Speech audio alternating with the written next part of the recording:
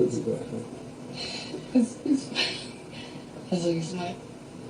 smiling. You guys, Terry likes Shakara, eh? I never see. The babe likes Shakara, like in capital letter. They literally acted drama for us tonight. Like the whole thing was in stages. From stage one, it was a case of hard girl, turning soft, then later giving in. That's kind of drama that they acted for us. So let me just you guys what happened tonight. I'm going to say like a story. So for the beginning part, before I go into it, if you're new to my channel, please do subscribe, turn on my post notifications so that I can get notified each time I post a brand new video, and don't forget to give this video a thumbs up. So how did this whole thing start? When they took us to where they were, they were just lying down and facing each other. So after a while, Terry was now laughing, blushing, and looking away from him. I guess maybe because they were just having that kind of eye contact there, and she now started to feel uncomfortable. So she just smiled and looked away, and then she was still lying down in that position. After some time, he now started kissing her neck, then now went down to her boob area, and this did not really last. It was just for like some seconds. Then when he now stopped, she now, that's when her Shakara mood now kicked in. She now remembered that I'm supposed to be forming. She now looked up and then turned to back him. She told him that she was going to back him. She now turned to back him, and I'm like, okay, is that right? Then as she was now backing him now, Baba did not give up. He decided to apply more pressure. He now wrapped his hands around her, and then was using his hands to fondle, just rub her boob area a little bit. And I'm like, And then Venus now decided that it's now that she's going to enter inside the room. It's now that she decided that she's going to enter inside the room. Vyno was still doing his thing with his hands and stuff, but he was trying to be more, cautious because Venus was there. So Venus just did her stuff and arranged herself, then laid down to sleep. After she laid down to sleep, he now continued what he was doing, and this is when Terry now turned to give him a kiss. And it did not just happen straight. It was not straightforward. So she gave him a short kiss and went back to she gave me a short kiss and went back to base. Like, I'm still forming. I've not given in fully yet.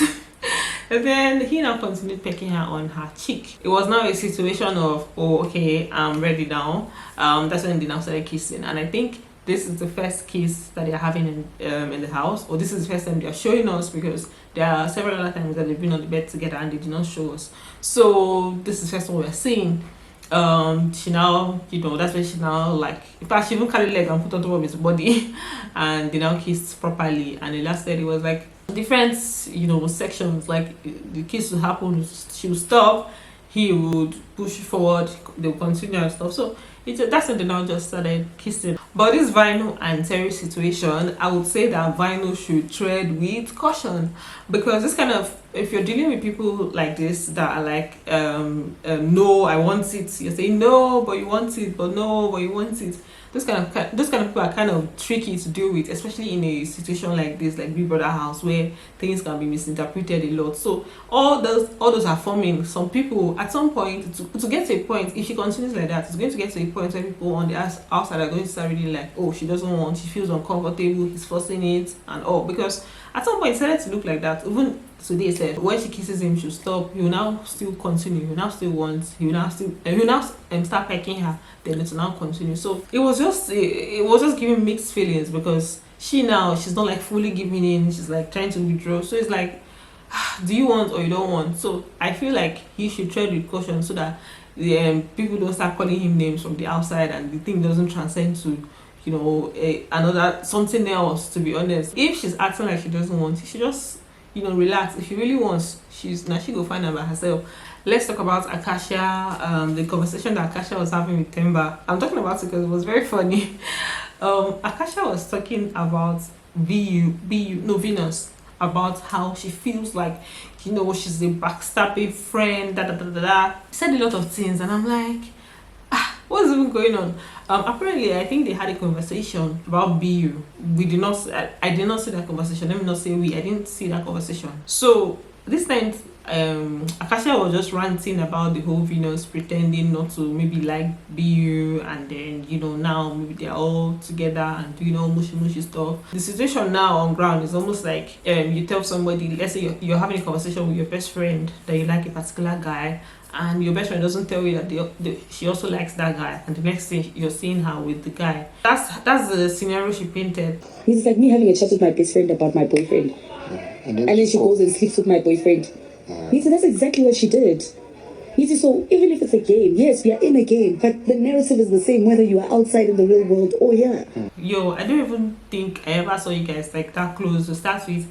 And secondly, the BU situation, she makes it seem like BU was after her, was onto her matter, that's Acacia. They were so close, and then Venus just came into the equation and snatched her man. Because more is getting toxic at this point. It's getting really heated up and toxic. If anything, if there's anybody that's supposed to be angry or feel some type of way, is Yoli, because it's both of them that really bonded at the beginning. But she's taking it, she's not even acting weird or anything. She's like really chilled about the whole situation. What was funny in the whole thing was her having a conversation with Temba about loyalty, how people are not being loyal inside here, and then people from outside are seeing them and everything. And I'm like, sis, Temba doesn't even give an F about loyalty, because literally all the people that are close to him are the people that he nominated. So you're speaking with the wrong person.